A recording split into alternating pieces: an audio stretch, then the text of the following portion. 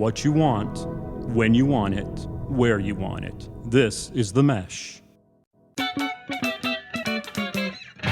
Foot Candle Films. Film news and reviews from two guys who really like movies.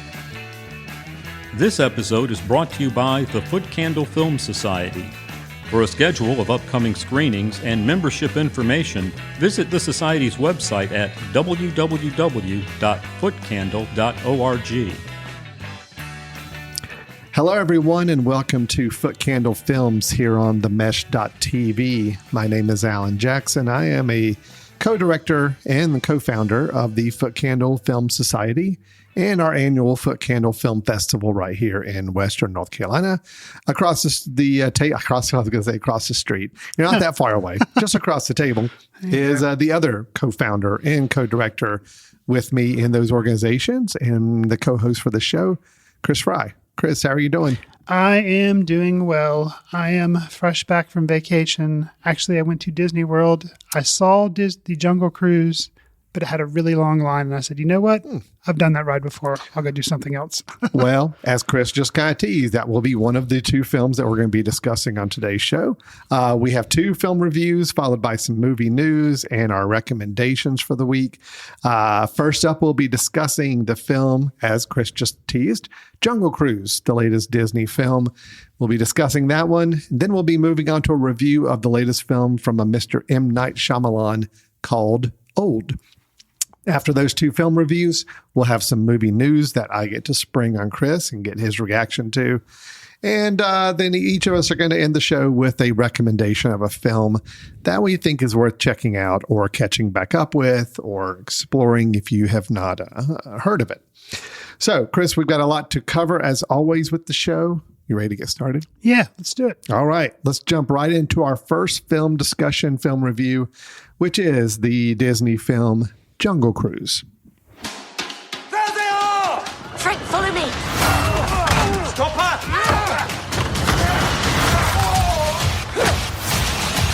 Oh, God, sorry, Frank. Sorry, strong form.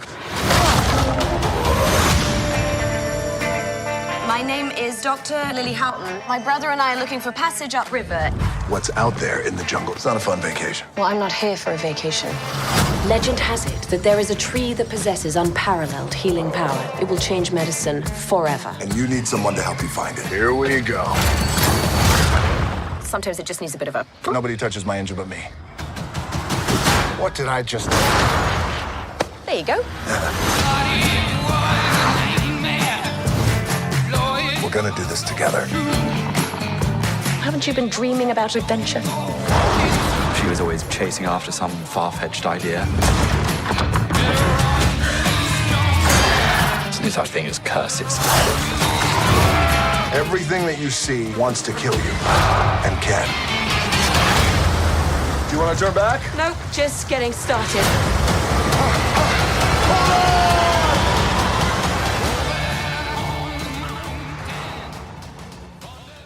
Chris, our movie review today is about the latest adventure film from Disney, based off of one of their longest-standing theme park rides.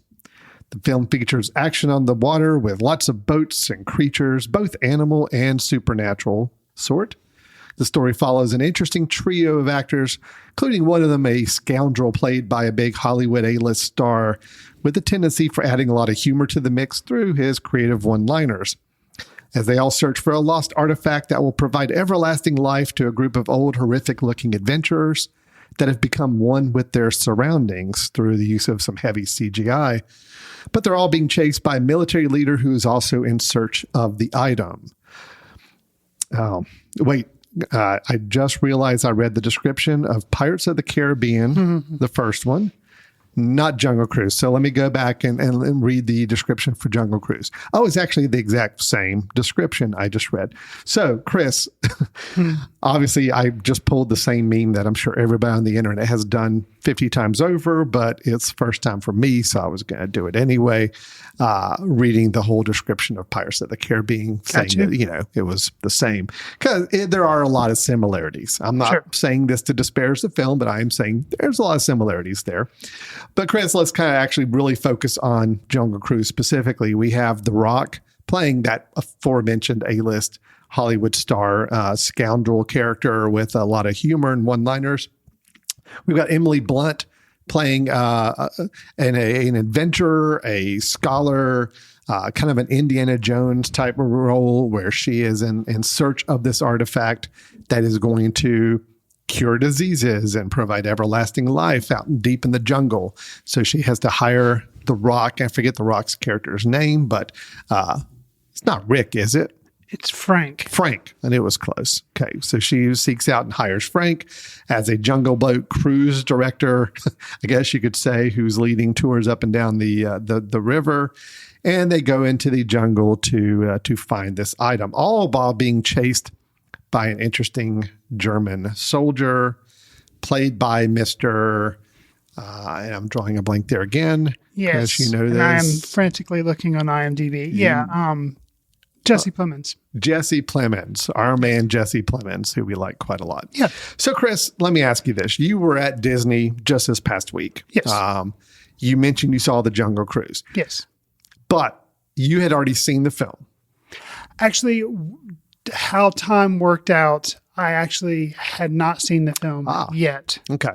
But there were lots of lines, I guess, people anticipating. Let me ask you this. Stuff. Having watched the Jungle Cruise movie, did that make you in any way feel sorry that you did not go on the Jungle Cruise ride, or are you kind of happy you skipped it this time around? Well, okay. So it's an interesting way to frame the discussion because I don't know, listeners, if you've been to Disney World or Disneyland, because both have this ride, and you have been on the Jungle Cruise, it is one that you typically would enjoy when you are younger.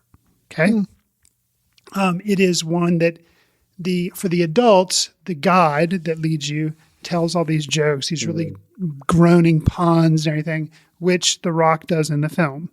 And that's more for like the adults because all the things in the water, the animals and everything, yes, they're all animatronic. They're all, but little kids love it. So it's one of those rides that if you're, younger, you might flock to it because you think it's awesome, but older, you might just kind of dismiss it. Much like, and, interesting historically, same thing with kind of Pirates of the Caribbean, kind of the same type thing. Both of those rides, both Disney, I have to say that considering going into this film, what I thought I was going to see was kind of not, I was curious how they were going to translate the ride to a movie. And I had enough fun. The thing that did kind of surprise me was, like you said in the intro, how much it ended up paralleling Pirates, which I wish I can see why they did it because I think they thought they had to kind of jazz it up to make something more interesting than just jungle, lost in the jungle type thing.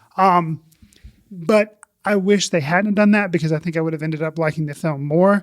I can totally see why they did it because the Pirates films were very successful. It's kind of a template, take a different ride, take a different idea and try to make it work. And the film for me did work in large part because of Dwayne Johnson and Emily Blunt. I liked their chemistry. I like both of them as actor and actress. And I didn't going in, I didn't expect to be knocked over by this film. And, I thought it was okay. Thought it was just okay. And it's a family film. If you have younger kids or, they'll like this. If they like The Rock and they've seen him in other things, then they'll dig him in this. What were your overall thoughts, Alan? I'm going to be a little more negative than you. Okay. But not tremendously. I echo most of what you say. I do agree that it's a little better than I probably went in expecting it to be. Okay. And I will say it's not a horrible time. Okay. It was passable time for me. It was okay. I think it is. I think the fact that I see the Disney Corporation machinery at play so much more in this film than even other films I've seen them do. I mean, you're always aware of it, but it's never been to the point where I felt like it was distracting, like it was in this movie. It's almost when there's certain beats and types of characters that are almost exactly like the Pirates franchise. You're like, okay, I see that it's just, Yes, we have to weave in this supernatural element. Yes, we have to weave in these characters that look this way because this worked really good in the Pirates franchise. And it's just, at that point, it became tiresome and just a little overly predictable.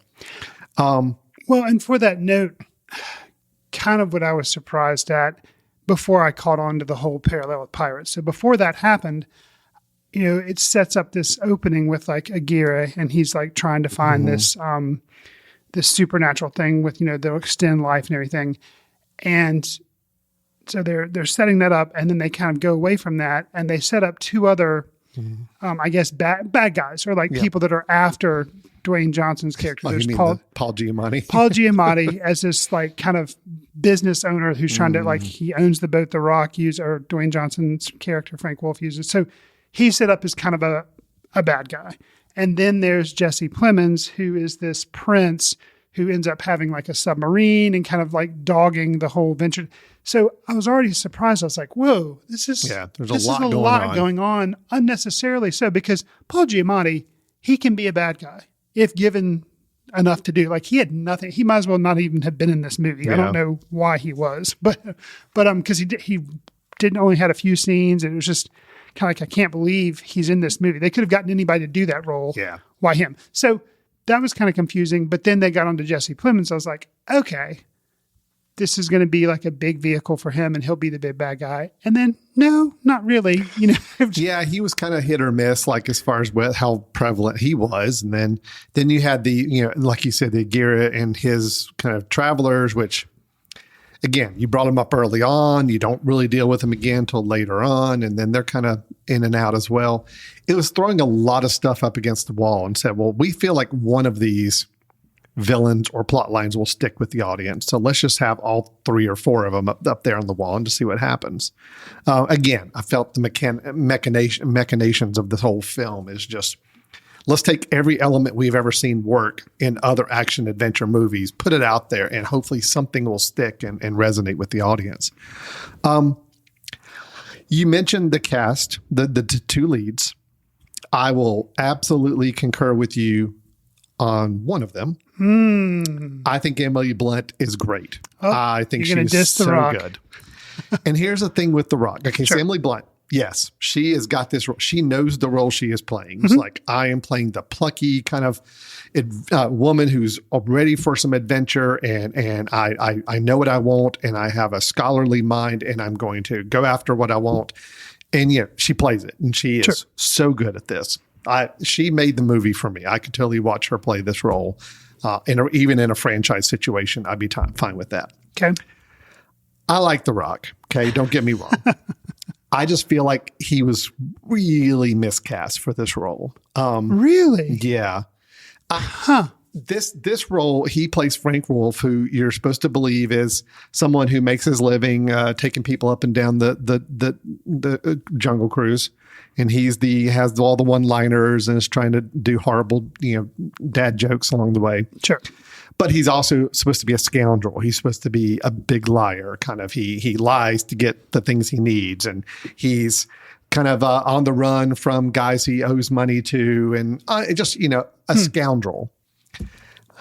Dwayne "The Rock" Johnson just is not a scoundrel. He looks like an A-list superweight heavy movie star who just happened to walk into the jungle and put on a little ball cap. So you're saying you need like Bruce Willis? No, I'll tell you who you need. Oscar Isaac.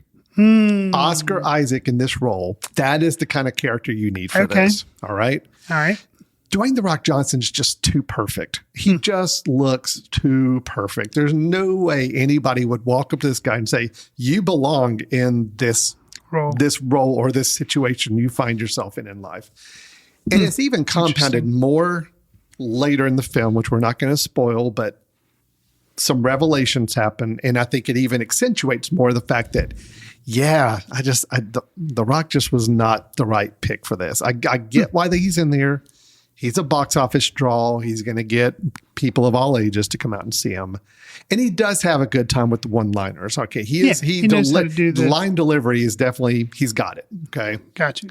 I just don't think he was a good fit for this role. The character type doesn't fit. Yeah. Okay. I just think it was, and again, it's another example of, this is a money grab. Let's bring him in, bring it A-list. If we had brought somebody without that name clout, like an Oscar Isaac, it just wouldn't have the same box office draw. But I tell you, he'd be able to pull off a lot of the more.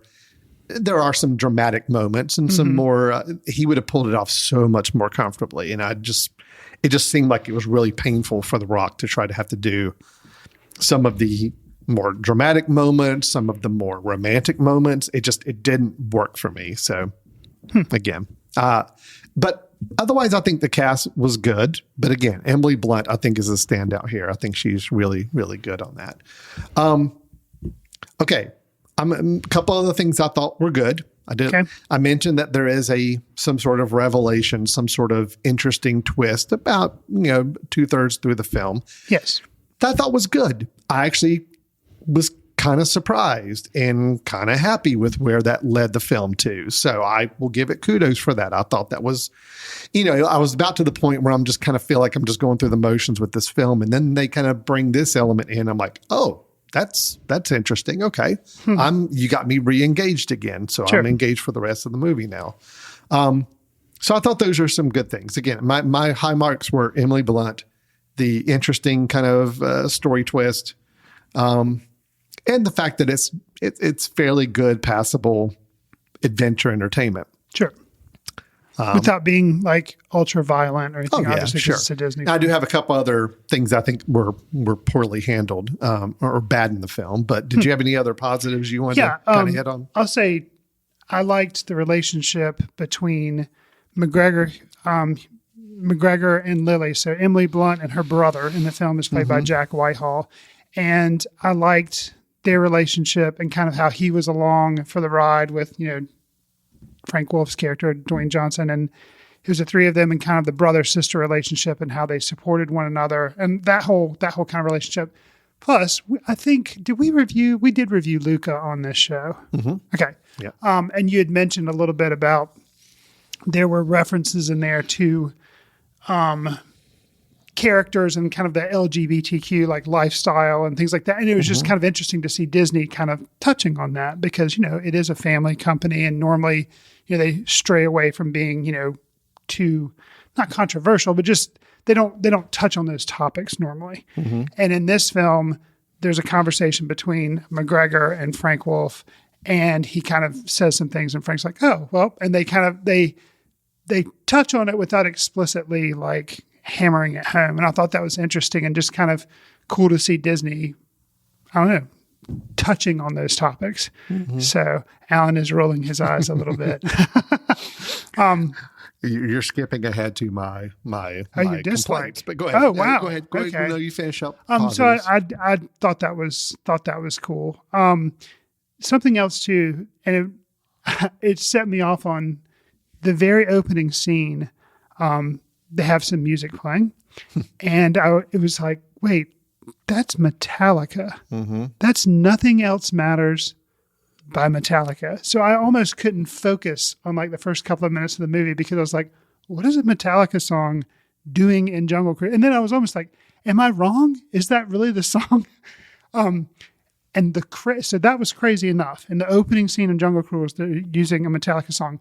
What was even nuttier is later in the film, like you're saying, the 2/3 mark, when they bring in kind of the surprise twist, that song is brought back. Mm-hmm. And I was like, whoa. So that was just really bizarre for me. Not something I expected in a Disney film was to use a Metallica song. I thought that was pretty good. That was kind of strange. And took me by surprise and definitely, in a film like this, in a Disney film that we know is going to be family oriented, and to have something like that is completely unexpected, that's like, oh, okay, I give you some points for that, Disney. Mm-hmm. That is something that I was not expecting. Yeah. So that was a pleasant surprise. So yeah, sure. I do have a negative, which you've already kind of touched on. And I guess I'll go ahead and say it and I'll transition to, sure. I think you have a few more misgivings than I do. I do. But the way the film starts off, it focuses heavily on the Emily Blunt character because, it kind of establishes her. And then we meet Frank Wolf, Dwayne Johnson's character. But I was really thinking, wow, this is going to be awesome. It is going to be, like you said, a female Indiana Jones because she's the explorer. Now, I knew Frank Wolf's character would play like a sidekick, but I thought really it was going to give Emily Blunt, I was hoping it was going to give her character, Lily, more of a spotlight. And then unfortunately, I feel like as the film went on, she kind of got more sidelined. Now she does get to come back towards the end and kind of rebound a little bit. It definitely becomes more of a duo, and I think it does get a little heavier on the Frank side in the latter half of the film, which, I wish it had stayed with Lily Halton, Emily Blunt's character more. But, and I was thinking like, wow, this is going to be like a kind of like a Lara Croft Tomb Raider, but it's going to be Emily Blunt. And I'm like, good. But good, yes. So that was kind of a expectation that got dashed a little bit. And other than that, I mean, here we go, take a drink, running time. It seemed like if they had cut out some of those, one of the bad guys, cut out some of the side plots, just condense it down a little bit instead of being over 2 hours. If you could have made it more of like a 90-minute thing. I don't understand why plots have to be so overly complicated with so many other characters and plots going on. Sure. You can make an entertaining movie where, hey, there is a tree out in the middle of the jungle, deep in the jungle, that has leaves that will cure disease. We want to go find it. We have a map to go find it. But there's also this other guy with a submarine who is chasing after it as well. That's enough. Who gets there first? We'll see. That is a movie. That is a fun movie right there. I agree. You can have like waterfalls, and you can have animals, and you can have adventures along the way, but that's the plot. That's not what they decided to do here. They're like, no, we're also going to weave in this supernatural element about these old adventurers, and now they're in the mix. And then if they get jungle water on them, they come back to life, and it's just like, what? I don't understand. You had such a good premise going. Don't mess it up. And then there's the underuse of Paul Giamatti. Well, yeah, too. It's like you got Paul Giamatti. Make use of something with him. He's there for like 5 minutes in the beginning. I think he shows up for like 2 minutes at the end. Sure. And that's it. All right. So my other issues. Yes.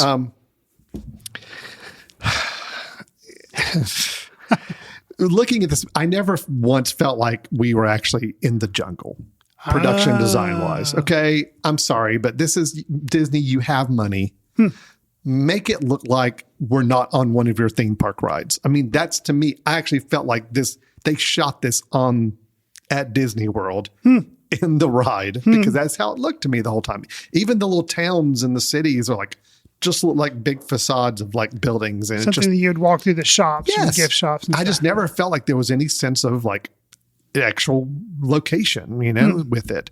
Interesting. So just disappointed. The CGI I thought was also pretty dodgy at times too. But I'm to the point now where I don't try to get too nitpicky on that. I mean, CGI is tough, and CGI animals are really tough. And it just overall, the whole production just felt fake to me, which did not help. Me wanting.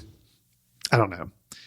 When the production's fake, in my eyes, it makes a lot of other things stand out more. Okay. So that was, you got to me, a fairly fake looking production around you. And then you've got this super glossy, clean Dwayne "The Rock" Johnson with like no blemishes, no sign that he's been living out in the jungle for like years or anything. I don't know.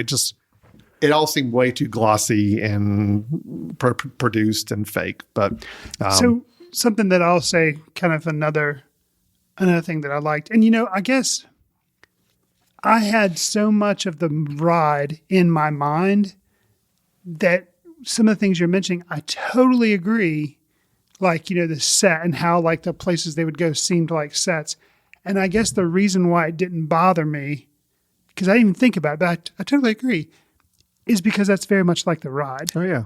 And so... Oh, no, it was exactly like the ride. Right. And so, like, how the ride, it's like you go from this one little village and it's all staged like that. And you go... I totally get what you're saying. And I guess because I was like, it's kind of a cop-out for them. They were just mimicking the ride, which obviously is very staged and stuff. So I hadn't thought about that. Something I'll say, trying to give a little more positive to the film, they would do these transitions between different scenes, and it would be kind of like this. They would have like a map, and they would kind of do this like watercolor dissolve type thing. Yeah. It's hard to describe, but I really liked the way they used that a couple of times. I thought that was neat. The last thing I'll mention, Chris, and you already mentioned it as a positive, and yes, at its heart, it's a positive. Okay, I want to. You feel like it's just kind of they're just doing it because they have to. Well, the whole homosexual comment and story that happened with the character McGregor Halton, played by Jack Whitehall. right. I get it. Disney, thank you, Disney, for being more open and incorporating these characters in your movie. I am all for that. It's just the execution of this I thought was You thought it was really, poorly done? I mean, out of complete nowhere. And almost like a scene that was filmed much, much later and just kind of dropped in, had nothing to do with anything the rest of the movie. It's like, I don't know. It just, you have a character and you give this character all these flamboyant characteristics, and all the jokes are about the wardrobe and clothing he wears and all that.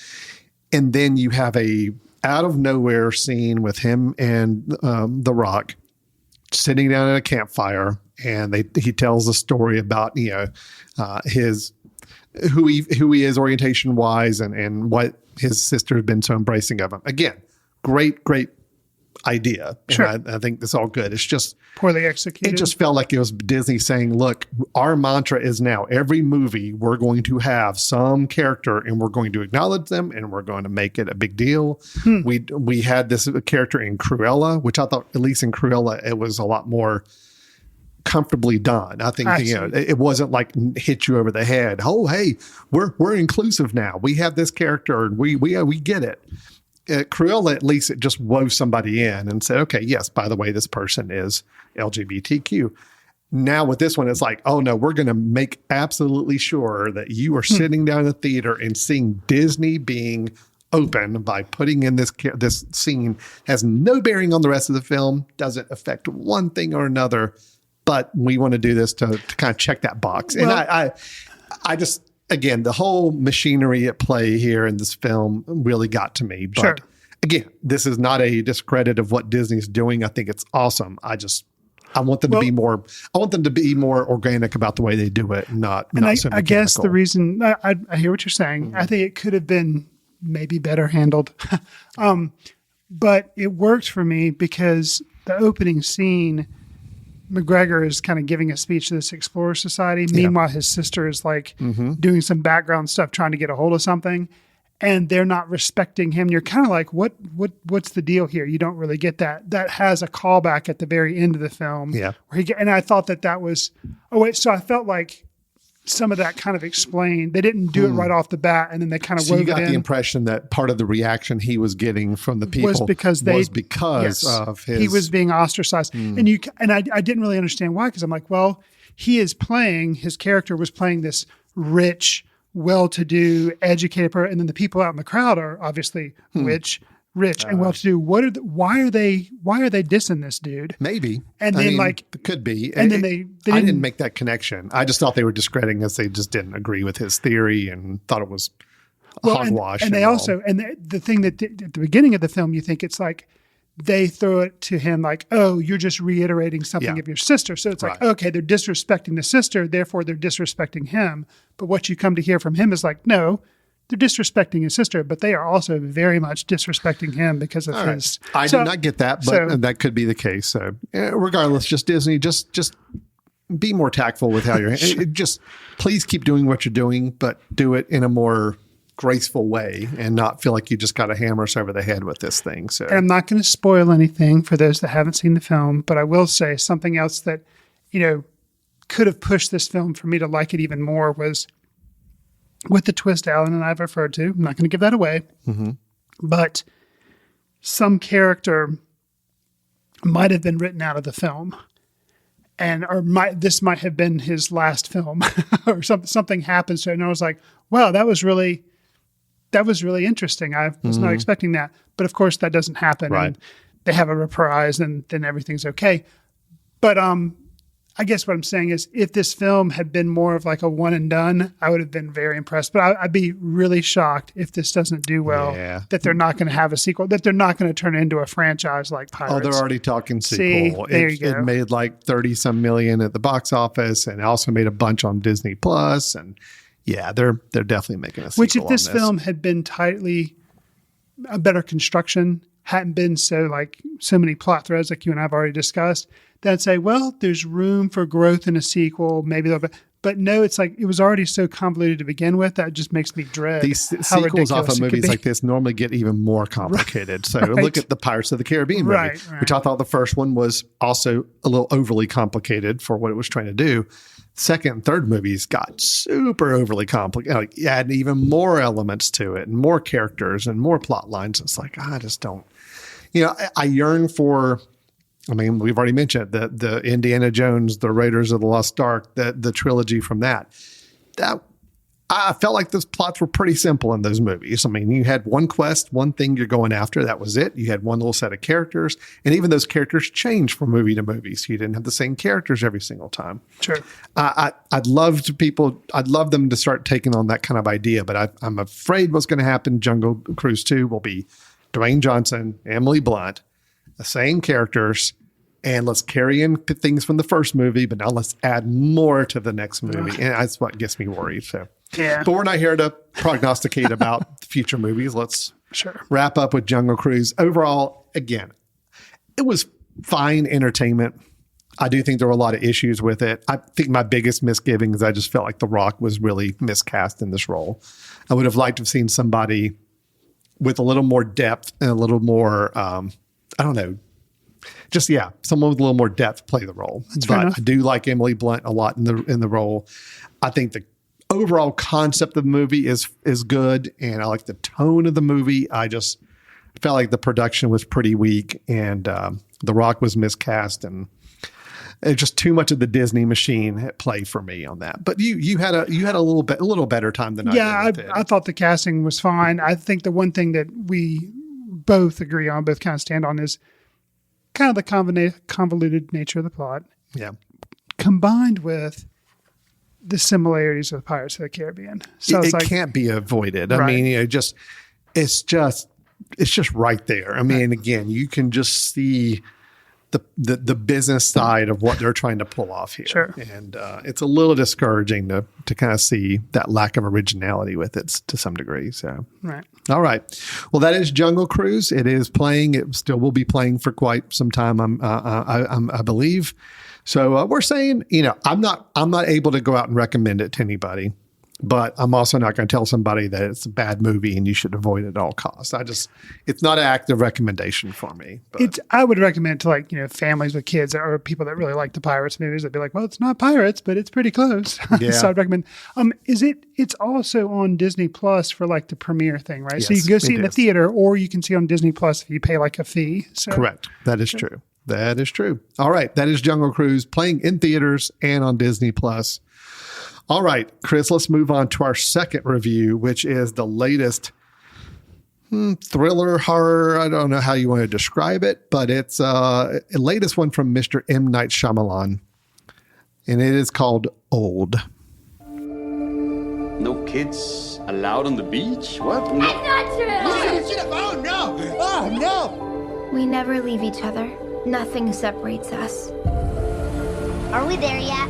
You said 5 minutes. Technically, it's been more than 5 minutes. Let's just all start slowing down.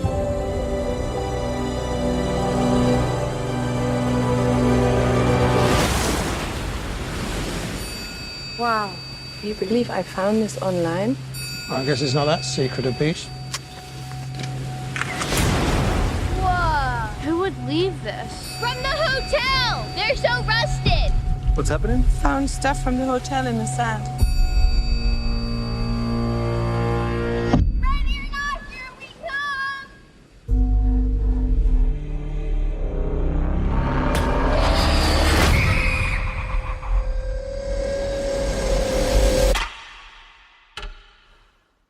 What happens to her mom? A family on a tropical holiday discovers that the secluded beach where they are relaxing for a few hours is somehow causing them to age rapidly, reducing their entire lives into a single day. This is the premise for the new M. Night Shyamalan film starring Gail Garcia Bernal and Vicky Krieps. Having recently returned from vacation, I can thankfully say my trip was nothing like the one experienced by this family. What was your time on the island with this film like, Alan? Well, but Chris, you do have a little more gray in your hair than when you left a week ago. So are you sure maybe Few the more beaches wrinkles. you weren't on might have had a slightly accelerated? Maybe, or I think that was just the time I spent in the lines at Disney. So that could be it. Okay, let's talk about this movie, Old. Just a little background with M. Night Shyamalan. You know, we've talked about many of his films ever since we started the podcast. We are drawn to his films. Okay.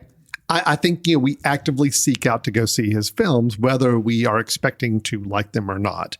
And I think there was a period of time where we were all very, very down on M. Night Shyamalan. We went to go see his movies almost more out of curiosity. Oh, absolutely. Out of morbid curiosity. Than anything else. That's that back in the days of The Happening and Lady in the Water, The Happening, After Earth, some of those films. Okay. Then you got a little bit of the resurgence. I think The Visit, I think Split, Glass, we didn't care for, but yet, you know, it did make some pretty good money and seemed to do okay for him. So he's a little bit on the upward swing, I guess you could say right now. Yes. So here's what I've come to learn about M. Night Shyamalan. I think I finally put my finger on what it is about his films that I like and what I don't like. Okay. I will say this. I found Old to be entertaining. Some of it rightfully so, some of it undeservedly so, but it was still entertaining all the way across. I think the key is, I think M. Night Shyamalan has wonderful ideas. And if he were to sit down and describe the idea to you, you'd say, yes, that is a great movie. Please make this movie. But could you have somebody else maybe write, you know, the actual scenes and dialogue and what people say and how this actually happens? Give me the idea. You are the man. Even direct it, because I think the guy's got a good eye for direction. I think this is a well-directed movie. It looks really good. And I did overall enjoy it. And I'm going to give it a recommendation only because I think the guy's going out there and doing it, and nobody else is making movies like this right now. So more power to him. But but some of it is just groan-worthy, tough to watch. So that's a very vague review for Old, but I want to hear your thoughts. So you're right. You and I both are kind of drawn to his films because we say, you know, we were both really on board with Sixth Sense when it came out. Then Unbreakable came out. We liked that. And then slowly we started to drift away. There was Signs, there was The Village, and then we kind of fell out with him. But we're always interested to see what he does because he's capable. Yeah. And his films are also usually unique in their own way. Like this film, unfortunately, from very early on, irritated me. And it was an irritation that I couldn't shake. Something that M. Night Shyamalan does in his films, which I'm assuming it's a hero of his because, I mean, how could it not be? Alfred Hitchcock, because Alfred Hitchcock would do twists. Alfred Hitchcock also, not in every one of his films, but he did appear in his films. But you know what? He didn't try to act. No, I mean, notice I say he didn't try to act. His role was never impactful to I had no bearing on the story. It was basically just in the background. I could not stand when M. Night Shyamalan was on the screen. Now, it didn't help, and this may be with all the screenings of this film, I'm not sure, or at least with these opening weekend screenings, he did my son actually leaned over to me because we went to see, I'm sorry, digressing a little bit, but this is important. We went to go see Snake Eyes. At the opening of that film, the lead actor's like, "Hello, welcome back to the theater." And my son's like, "Why are they doing that?" I'm like, "Well, they're just really happy people are coming back to the movie theater." He's like, "Oh, okay." Same thing with this film. M. Night Shyamalan's like, "Hi, I can't wait to tell you this story." And I'm like, but I was like, okay, cool. I get it. He's welcome. It's like all the other films are doing. Great. But then not 5 minutes into the movie, he pops his face up and I'm like, oh no. But I'm like, well, okay. He's a little bit showier that he's on the film, but maybe it won't be that big a deal. Maybe I'll never see him again. Nope. He's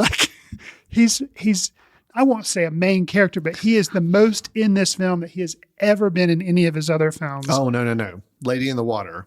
Oh, that's right. Lady in the Water, Lady in the Water was like the end hero character. So yeah, you can't discredit that. Okay, that's true. Lady in the Water. Second, but yeah. Second. But I guess it's been a long time since that, and I would have hoped he would have learned a lesson, but no.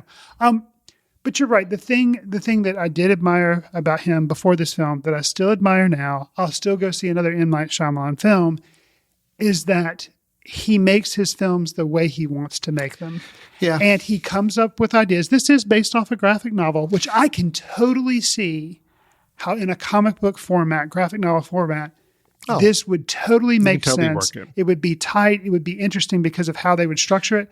But translating this the way he did, because he did write the script, he's credited with that, on the screen, once the family gets to the beach, it's just really redundant and repetitive and convenient that somehow, these characters wander off and then they wander back and they're old. And like, that works maybe once or older. Right. But it just gets so convenient. You're like, yep, I bet those characters going over there to build a sandcastle, we're focusing on these other ones, they're going to come back and they're going to be completely older. And it's sloppy storytelling, is what it is. And that's what boils down to with his films. I'm with you for all this again too. And I still found myself entertained, and I'll explain why in a little bit. But it also was an annoying entertainment too. Like I found myself nitpicking everything things that just bothered me. But yet, I will say this right away: if you sat down with me at a bar over a drink and you described the premise of this film, sure, even the ending, which I know we can hint at. Oh boy! But listen, even if you describe it to me, I'm like, heck yeah, that sounds awesome. Make this movie. I am on board with everything you just described. But then I imagine that conversation going into, okay, but then also there's going to be this scene of this, and then this cool thing's going to happen, and this cool thing's going to happen. And at that point, I'm going to say, that's all going to happen in this movie. And how are you going to make that happen naturally and organically? Oh, no, we're not. We're just going to throw them in there. Have it happen. And that's what I felt like the film is. The film's I will champion the premise and the overall high level summary of this film. Because I did like it. I mean, I walked away, even as clumsy as the ending is, I like the idea of the ending.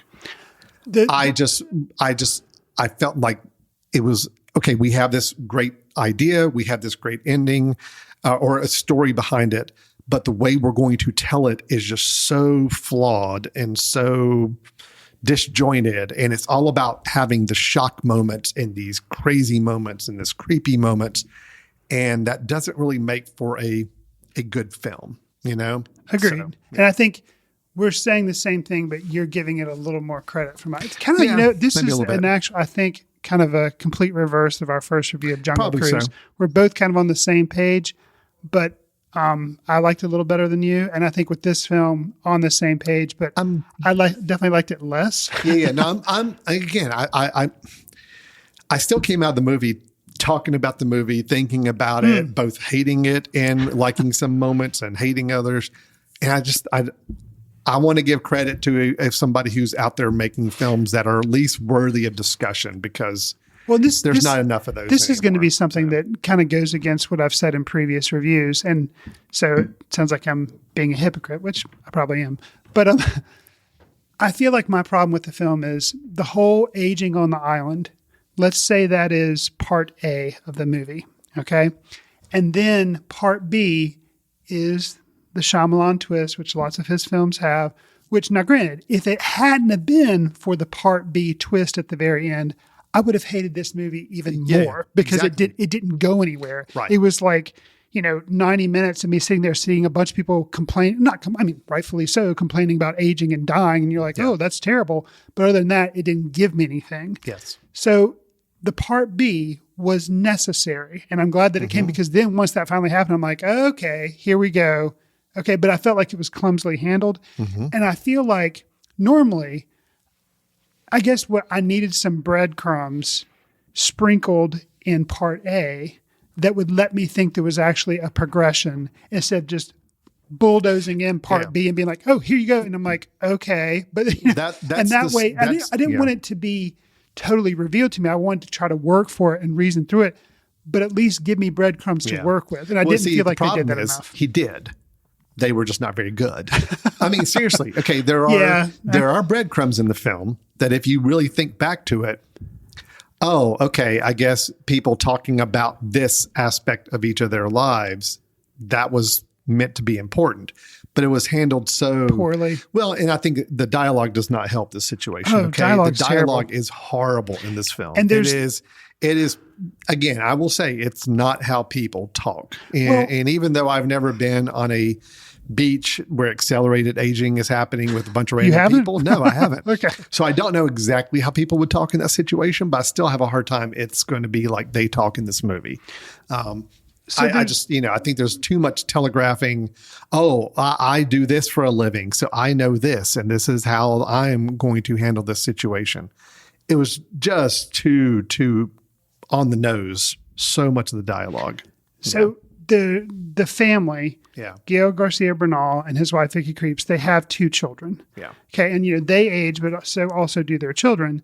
When Trent, who's the little boy, when he is young and they first get to the resort, he befriends this other little boy. Mm-hmm. Okay. That relationship could have been better handled, but it was so ridiculously clunky. Oh, yeah. They pass a code. He figures out about, there's going to be an ice cream social. And then that's just kind of dry. And then later it's like, I have this other message that I never decoded by him. And I was like, seriously? Yeah. And of course he decodes it. And that leads him to like a possible solution to getting off. I was like, really? Oh yeah. That's really what you're doing. That's really like, no, that's, you just got 3 eye rolls from me, just as you were reading it. You're right. I mean, that's exactly the problem. You got the problem. You've got so much of the opening 5 minutes before they get on the beach is so heavy handed. Just, we'll have to wait and do this when you're older to the kids. Right.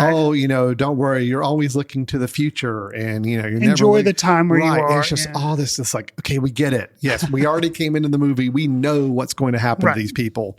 Why do you have to hit us over the head with this? And it's just, and then they get on the beach and everybody has to kind of specifically say what they do for a living and how that's going to apply to the situation. And it's just, I love the concepts here. I love the ideas, and even some of the individual scenes I thought were some were creepy, some were freaky, scary. I liked them, but it's just to get from each scene to each scene was just so ham-fisted and clunky. And it made the whole film. Yeah. You walk away saying, I liked these moments, but yet you can't, as a whole, it's like you just can't wrap your head around liking this as a film. It's tough. It's really tough. I admire what he was trying to do. It just really didn't work. And I would not recommend it because of that. See, I'm going to recommend it just because I think it's crazy enough to go check out. Okay. To me, it's like, all right, how George Lucas with the Star Wars movies. He is a very good comparison. That's brilliant idea, man. Yes. Can direct something, but dialogue-wise and script-wise. Well, it's almost like you think about it. George Lucas directed his Star Wars, the first one, and that one just hit all the buttons for people. It worked.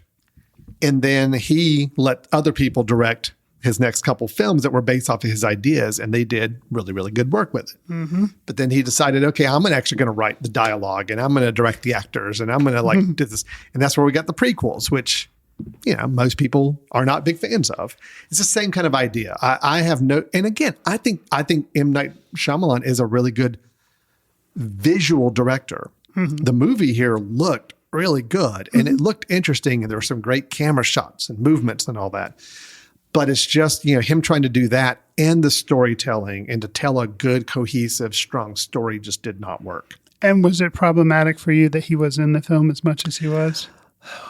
It was, although there's something kind of funny about the idea that his whole role, and again, this is not spoiling because this is in the first 5 minutes. Sure.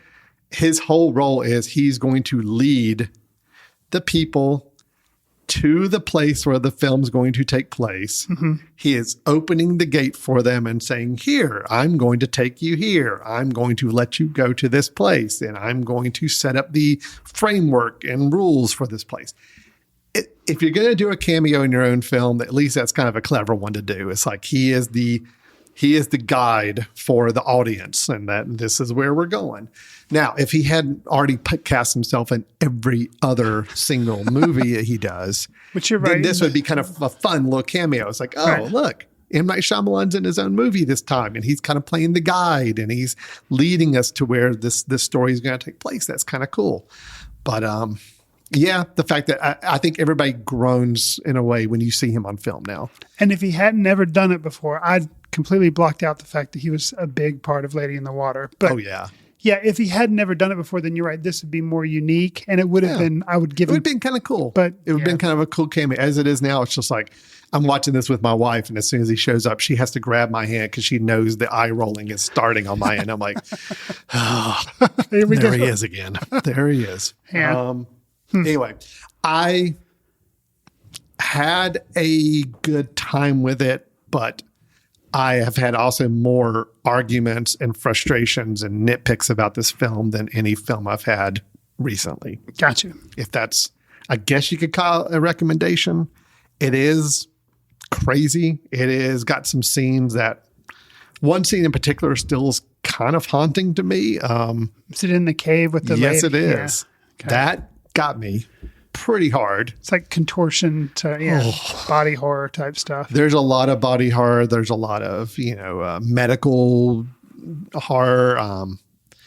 There is a scene between two of the characters, or a development between two of the characters that I wish I hadn't seen the trailer, because then I wouldn't have known that something was going to happen to one of the characters, and that would have been a really interesting surprise. Two people in a tent, and then what happens afterwards, because I've seen the trailer and I knew what condition one person was going to find themselves in.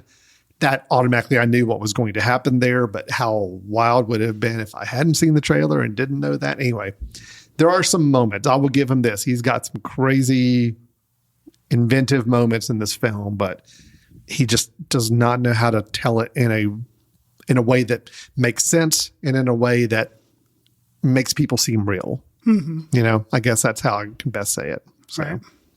Yeah, and the ending, there's about 20 other ways you could have done that ending and made it good and still told the same story. Well, and I feel like a lot of it too was very rushed because they had spent so much time not doing the breadcrumbs that finally when they get to that point B, it's like, okay, here's what's going on, right, and this and this, and we're done. Yeah. So, well, and I mean, the ending brings up a really interesting philosophical discussion. Sure. That they're not interested in talking about at all. And I'm just like, but you've got this right there. It's like there's something to be said that's really interesting right there, and you're doing nothing with it. So that was discouraging as well. But anyway. All right. That is Old. That is the latest from writer-director M. Night Shyamalan. It is in theaters right now. Only theaters. Okay. Mr. Shyamalan has been very insistent that it's going only to the theaters. That's why he did his little welcome video at the movie theater for us. I'm giving a recommendation with a lot of caveats. Fair enough. Chris is not able to recommend it. So fair enough. I get it. And I think this is it's a divisive movie. You're either on board for it or you're not. And I will say, regardless, I am interested to see what he does next, because he's always, got me curious. So. Yeah. We'll give him that. Okay. So that is Old. All right, Chris, let's take a quick break. We're going to do some movie news when we come back. A couple of interesting developments in the movie world. And then we'll also have our recommendation for the episode. So stay tuned. You're listening to Foot Candle Films right here on themesh.tv. This podcast is sponsored by Jackson Creative, a custom communication agency located in downtown Hickory, North Carolina, specializing in online content creation. To learn more, visit thejacksoncreative.com. Jackson Creative, we tell your story. Welcome back to Foot Candle Films here on themesh.tv. Chris and I finished our reviews of Jungle Cruise and the movie Old in the first half of the show. But now let's talk to the movie industry a little bit. I normally say it's looking to the future, like new projects coming up, and there will be a little bit of that here in a moment. But first story I want to talk about, Chris, is just one I find interesting, because we have been talking for the past year and a half about how the movie industry has gone through changes due to the pandemic, going to completely online distribution for a period of time. Now they've come back to kind of a hybrid model where, yes, movies are going to theaters, but yet they're also using the online component to also try to promote a little heavier. Sure. So like we said with the two we already discussed, Jungle Cruise was a theatrical plus Disney Plus. You could watch it online. Old, they made the decision, Universal did, we're just going to theaters and that's it. We don't have an online platform to promote, so we're just going to go to the movie theaters. So that's going to be something I think we're going to be dealing with for a little while here, is studios picking and choosing whether it's in theater, online, or a combination of the two somehow. Well, that's all well and good. And I mean, people could say that, we as consumers are kind of get all the benefit. We have our pick of choices of how we want to watch movies. But one group kind of left out of the conversation has been the actors themselves, like the people that the actors in these films, because many of them have deals. Their whole pay is structured on how the film does in theatrical release. Got you. Okay. So the hammer dropped a little bit, and it would be Thor's hammer because this is a Marvel Disney related story. Okay. Scarlett Johansson has sued Disney. Scarlett Johansson, Mrs. Black Widow. Yes. Plays Natasha Romanoff in the Marvel films. Her latest film, Black Widow, we reviewed, I think, at the last episode we did.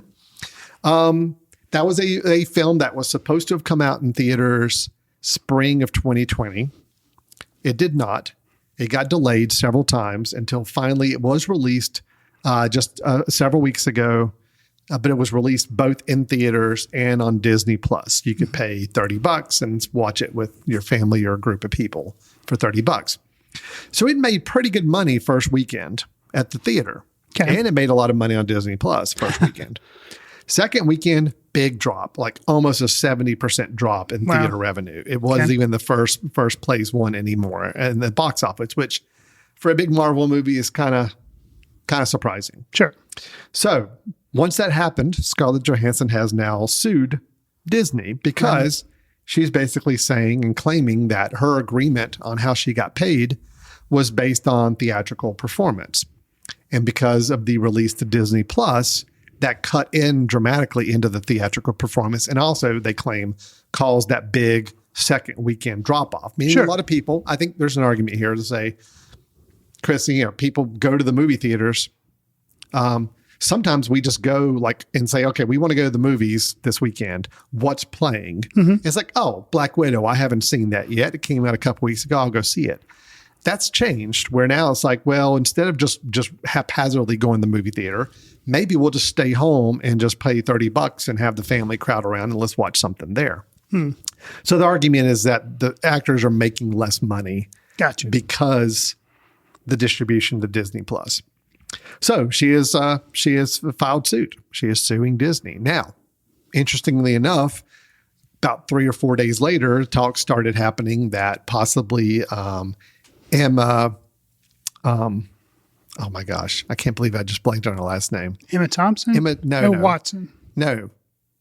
Emma Stone. Emma Stone. Got you. Emma Stone is contemplating suing Disney for the same situation with Cruella. Gotcha. Because again, it got a limited theatrical run and performance because it was online as well.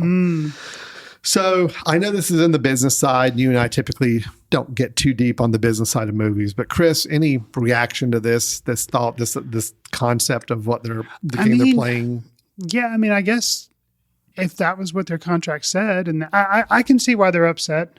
I can see why they're upset. And something like Black Widow, you figure at first glance, you would say, well, this was kind of her last swan song with Marvel anyway. So maybe it's just kind of like not sour grape. Well, yeah, it's just like, well, she's just trying to get every last bit of money she can because she knows her time with Marvel or her time with, is done because, everybody knows that she died in the Avengers movie. So spoiler. I know. Spoiler. Chris, you got to give us a heads up on that. Whereas Emma Stone, you could assume that maybe there is another Cruella movie in her future, maybe, because they did 2 Maleficent movies, so they would do 2 Cruella movies. So, and I think Cruella did decently.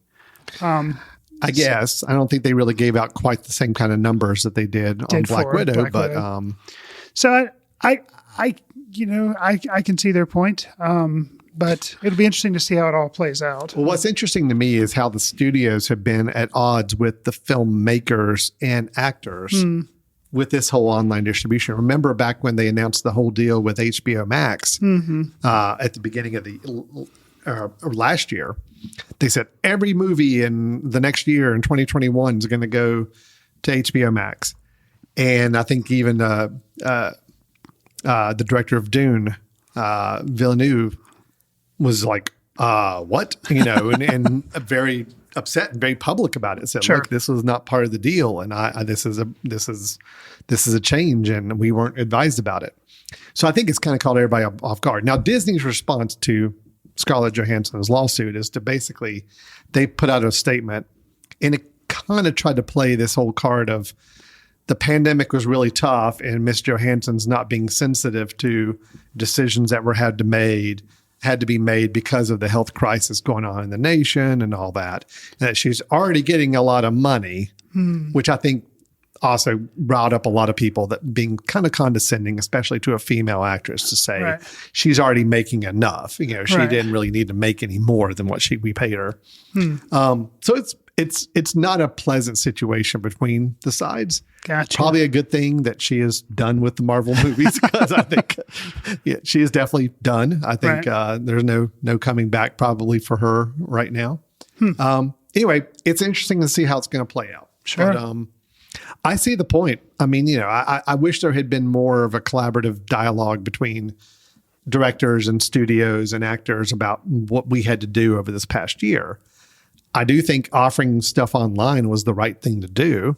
You know, it forces fewer people to go to the theaters, and it forces us to be safe and keep our distance over the past year like we were supposed to. But I think there just should have been more collaboration with all the creative team about these decisions and how it was going to impact contracts and distribution and everything else. So, sure. Yeah. All right. So that is legal battle. All right. Let's get on to more fun stuff. Okay. This is a really quick one, Chris, but Wes Anderson. Yes. We're fans. Yes. We got The French Dispatch finally coming out. In October? October, I believe. It's already played Cannes. Right. I think reviews seem to be pretty good. Not outstanding, but pretty good. But still, you know, we want to see it no matter what. Sure. But there's already a little bit of rumblings about his next film. Not a lot. No title, no topic, no synopsis or anything. But did catch my eye that one particular actor has signed on to join the cast. Okay. Do you know who this is? I think I do. Is it Tom Hanks? It is Tom Hanks. Okay. Tom Hanks will be in the next Wes Anderson film. Only a cameo, though. Not going to be playing a leading role. Okay. Interesting. The film will include, and I mean, this should surprise nobody, Tilda Swinton. Of course. Bill Murray. Of course. Adrian Brody, who is also becoming kind of a Wes Anderson regular now. So Bill Murray in all of them except for Bottle Rocket, correct? Bill Murray started working with Wes Anderson in Rushmore, his second movie. Okay. But he has been in every movie. Now, he was only in the Darjeeling Limited, like the opening scene, but still he's in it. He was in it. Okay. He's still in it. You're right. Okay. Adrian Brody is one that I think started joining up on Darjeeling Limited and has he been in he hasn't been in every film since then, I don't think. I don't think he was in Moonrise Kingdom. Okay. Or maybe not even Grand Budapest Hotel.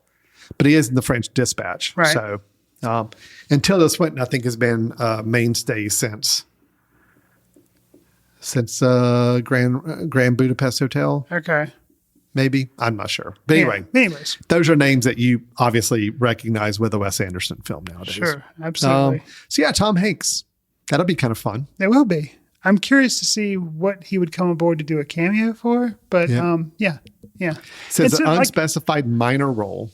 And as much I like Tom Hanks a lot, but I guess it is kind of weird for me to think of him in a Wes Anderson movie because somehow like Tom Hanks doesn't strike me as a quirky type Wes Anderson like actor, whereas the others definitely do. So and Tom Hanks, let's be honest, he did try to do the quirky auteur based film with The Lady Killers with the Coen brothers. True. That's kind of considered one of the biggest bombs of Hanks's career and of the Coen brothers. Right. So True. it didn't work.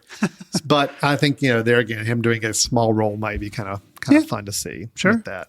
All right. Last thing I'm going to mention, not a whole lot of news going on outside of the Scarlett Johansson deal, but I was kind of interested to see, we've had a lot of documentaries about bands over the years. We talked about one recently, Sparks, Yes. the Brothers Sparks documentary. Are there any bands in your head, Chris, that big bands, like from the 70s, especially in that era, that have not had the big documentary treatment yet? Well, I know of one that got it and it was released at Cannes, and that's what I'm interested in. Or actually, but I don't know if it's a documentary, if it's actually a narrative film. But Velvet Underground. Right. Todd Haynes is doing it, and I don't know if I can't remember if it's a narrative or a documentary. I don't remember either, but you're right. Velvet Underground's getting a film. So that'd be one. And of the other ones, the only one. Are you talking about have a documentary or a narrative? Documentary. Documentary, straight documentary.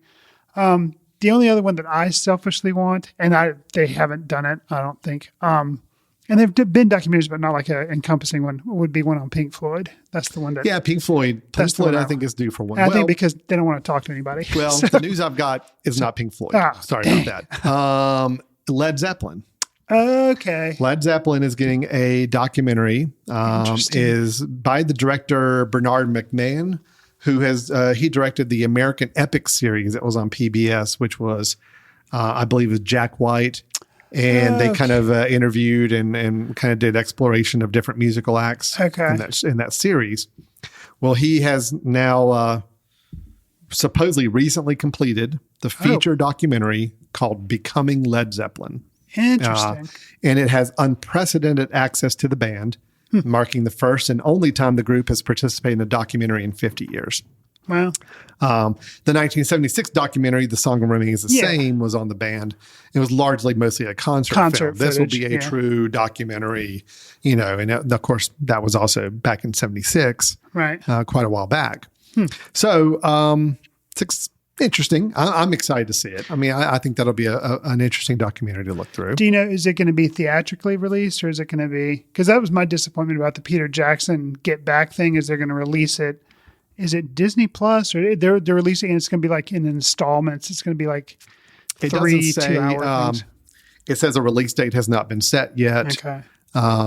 It doesn't talk about how they're going to distribute the film. Okay. But it is going to include new interviews with Jimmy Page, Robert Plant, John Paul Jones, and even archival interviews with John Bonham.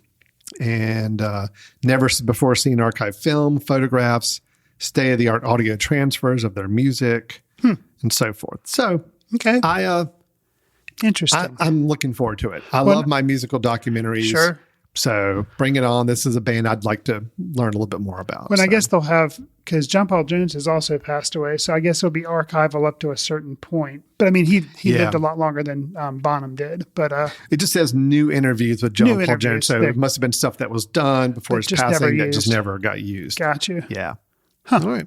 So that's a couple of interesting projects. We got a new Wes Anderson film somewhere down the horizon featuring Mr. Tom Hanks. So I guess they've already, because, French Dispatch had been sitting on the shelf. So has he already started filming? It didn't say. Okay. Don't know. Not quite sure. Okay. And then our legal battles with Black Widow and Disney. So, okay, Chris, that's our movie news for today. That's all I think we wanted to kind of share and talk about. Okay.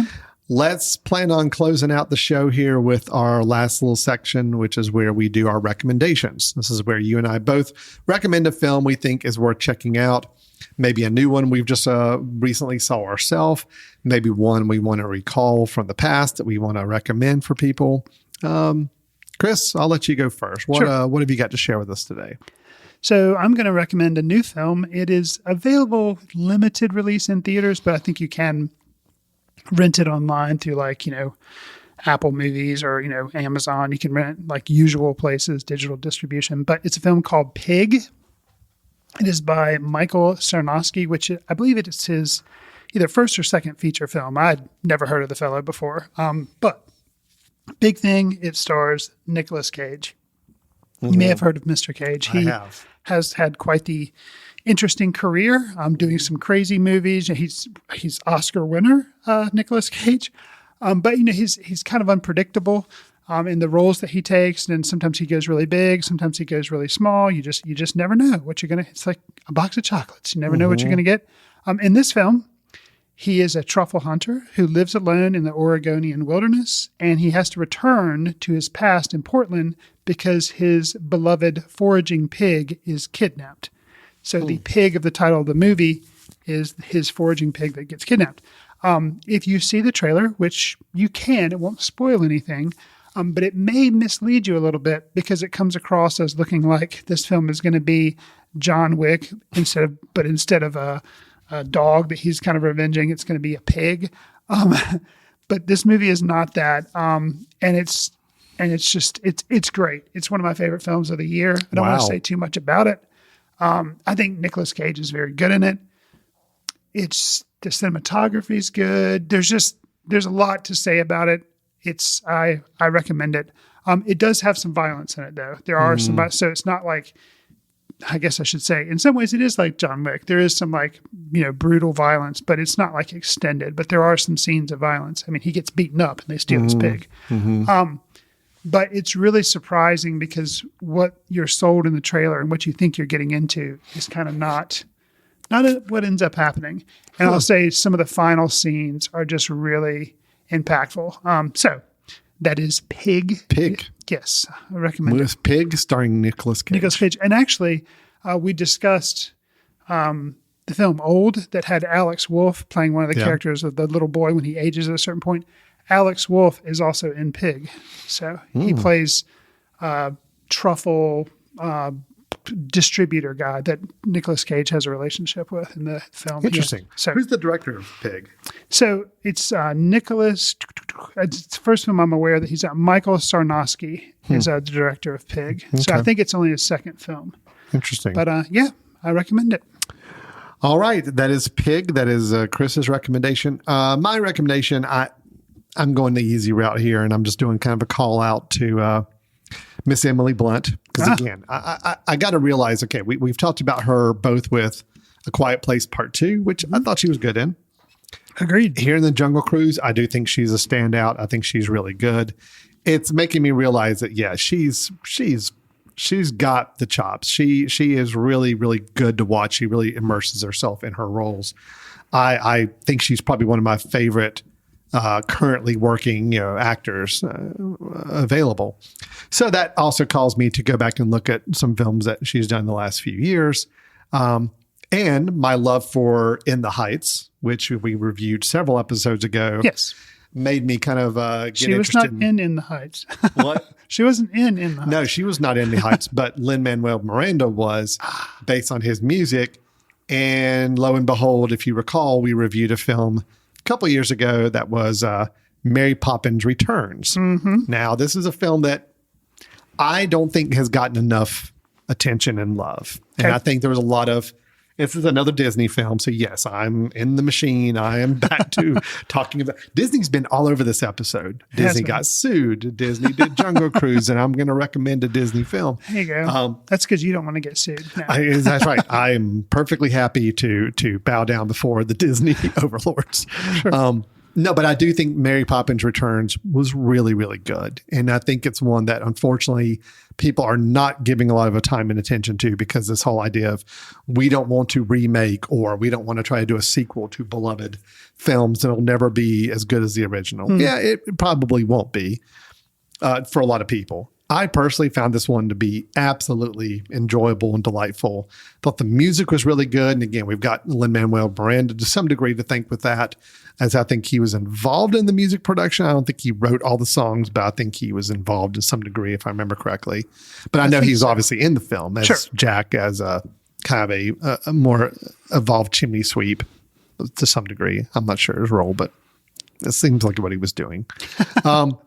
But you also have Ben Whishaw. You've got Emily Mortimer in this. You've even got Julie Walters, Meryl Streep, Colin Firth. I mean, a lot of great performances. Sure. A lot of great music. A lot of great dance sequences. You know, the director's Rob Marshall, who's done quite a few musical films in his time. So I liked it a lot. And again, I think Emily Blunt is perfect in it. I mean, I think she is. If you can't have Julie Andrews coming back to play this age version of Mary Poppins, I think Emily Blunt is a 100% perfectly great fill-in for it, and she does wonderful. So again, if you kind of pass on this because you just thought, it's just another Disney cash grab, it's just another sequel, this has got more going for it than just a typical, hey, let's revisit an old property and let's do it. As much as, you and I enjoyed Cruella. Yeah, we did. And you have talked about Maleficent, kind of the first one being good. But I think people still have a sour taste about Disney revisiting their old classic properties and making new movies from it. This is one I think just really stands out as it's special and good on its own terms. So I'm just going to leave that out there. Okay. I think it's available on Disney Plus. God, Disney. Probably. Disney, you got me, man. You've got me. I came out on the negative on you at the beginning of the episode, and now I'm having to come and be positive to them at the end. So, all right. So that is our recommendations: Mary Poppins Returns and Pig, two somewhat different films. Yes. That's okay. It could make for an interesting double feature, as always. So Chris, if anybody has some questions, thoughts, comments, dialogue for us about any of these films or anything we talked about, how can they get a hold of us? You can send us an email to info@footcandle.org. You can also follow us on Twitter @footcandlefilm. Al and I are on Letterboxd, where we try to track what we're seeing and sometimes leave short reviews. I'm going to mention now the 2021 Footcandle Film Festival. That is September 22nd through the 26th. That's going to be having some in-person screenings, hopefully, but we'll also have online screenings for those of you that live in North Carolina. It is specifically fenced in to North Carolina only, so but hopefully that will allow some more people that may not be able to travel to Hickory to be at the festival or see the films. We're excited about that. Last but not least, consider giving us a star rating, write a review, share with friends, and iTunes to help us reach new listeners. We'd appreciate it. We're also available on iHeartRadio, Stitcher, Spotify, and Pocket Cast. Yeah, lots of ways you can connect with us. And I'm actually just looking back through. I apologize. I don't think Lin-Manuel Miranda had anything to do with writing the music in Mary Poppins Returns. Well, he performs, obviously. He's singing and dancing in the film, but I don't think he wrote or composed any of those. My apologies to all the filmmakers involved with Mary Poppins Returns for getting that detail wrong. So, all right. So, yes, come join us for the Footcandle Film Festival in September. And thanks a lot for listening. We'll look forward to talking to everybody next time. See you in the ticket line. Watch films in the company of like-minded people in the dark. Watch films in the underground. We won't let anyone know where you are. The films that don't make it to Carmike at the mall, or ones that were famous when Grandpa would watch films out of the reverence of the heritage of an art. Watch films through the courtesy of Footcandle Film Society. Special thanks to Carpal Tuller for the show theme music. For more about Carpal Tuller, visit www.carpaltuller.com. You've been listening to The Mesh, an online media network of shows and programs ranging from business to arts, sports to entertainment, music to community. All programs are available on the website as well as through iTunes and YouTube. Check us out online at themesh.tv. Discover other network shows and give us feedback on what you just heard.